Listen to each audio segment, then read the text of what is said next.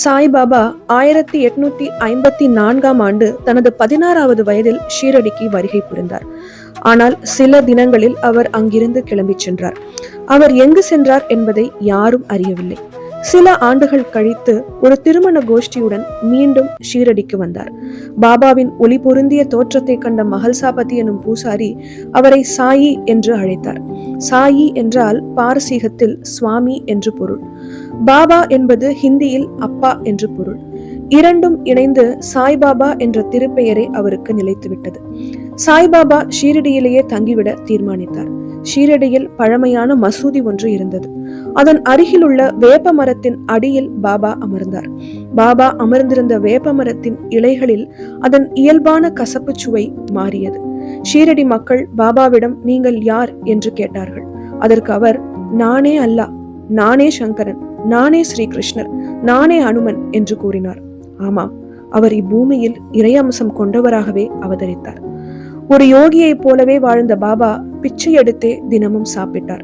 தனது மகிமையால் நோயுற்றவர்களின் நோயை குணமாக்கினார். பாபாவின் புகழ் சுற்று வட்டாரங்களில் பரவத் தொடங்கியது. பல ஞானிகள் வந்து பாபாவை சந்தித்தனர். அவர்கள் பாபாவின் தெய்வீக தன்மையை தாங்கள் அறிந்ததோடு அதை உலகிற்கும் எடுத்து கூறினர். பாபா துவாரகாமாயி என்னும் மசூதியில் தங்கியிருந்தார். தெய்வீக மகிமை நிறைந்த பாபா குழந்தைகளிடம் குழந்தையாகவே நடந்து கொண்டார். சிரிக்க சிரிக்க பேசி குழந்தைகளை மகிழச் செய்தார்.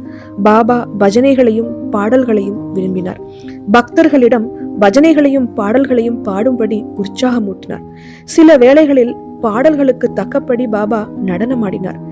ஏழைகளின் துயரங்களைக் கண்டு மனம் பொறுக்காதவர் பாபா. ஒரு தாயை போல ஏழைகளிடம் நடந்து கொண்டார். தொழுநோயாளிகள் மீது அவர் மிகுந்த இரக்கம் கொண்டிருந்தார். அவர்களது உடலில் உள்ள புண்களை தன் கையாலேயே கழுவி அவர்களுக்கு மருத்துவம் செய்தார். பாபா சாஸ்திரங்களையும் ஐயமர கற்று உணர்ந்திருந்தார்.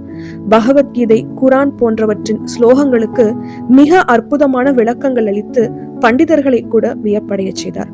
பாபா மதங்களை கடந்து நின்றார். பாபா மக்களுக்கு கூறிய பொதுவான உபதேசம் நம்பிக்கை மற்றும் பொறுமை.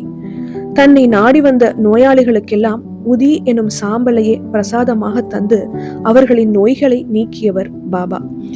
பாபாவிடம் எல்லா மதத்தினரும் பணிந்து நலம் பெற்றனர். அவர்களிடம் ஒருபோதும் மத இன பிரிவுகளை பார்த்து பாபா ஆசியளிக்கவில்லை. வாழ்வில் பொறுமையும் தன் மீது நம்பிக்கையும் கொண்ட அன்பர்களுக்கு அவர் எப்போதும் துணை நிற்கிறார். பாபா தன் பொன் உடலோடு இப்பூவுலகில் வாழ்ந்த காலத்தில் எண்ணிலடங்காத அற்புதங்கள் புரிந்தார். அவர் 1918 அக்டோபர் மாதம் 18 ஸ்தூல உடலை பிரிந்தார். அதிர்ஷ்டம் உள்ளவர்களுக்கும் பாவங்கள் நீங்க பெற்றவர்களுக்கும் ஷீரடி பாபாவை வழிபடும் பேறு கிடைக்கிறது. கலியுகத்தில் கேட்டவர்களுக்கு கேட்ட வரத்தை உடனே அளிக்கும் வள்ளலாக திகழும் ஷீரடி பாபாவை ஒரு முறை நினைத்தாலே போதும். 9 தலைமுறையில் செய்த பாவங்கள் தீரும். ஷீரடி நோக்கி ஓரடி வைத்தாலே உங்கள் உள்ளத்தில் உள்ள துயரங்கள் யாவும் தூசியாக பறக்கும். எல்லாம் சாயி, எல்லாமே சாயி. ஓம் சாய்ராம், ஜெய் சாய்ராம்.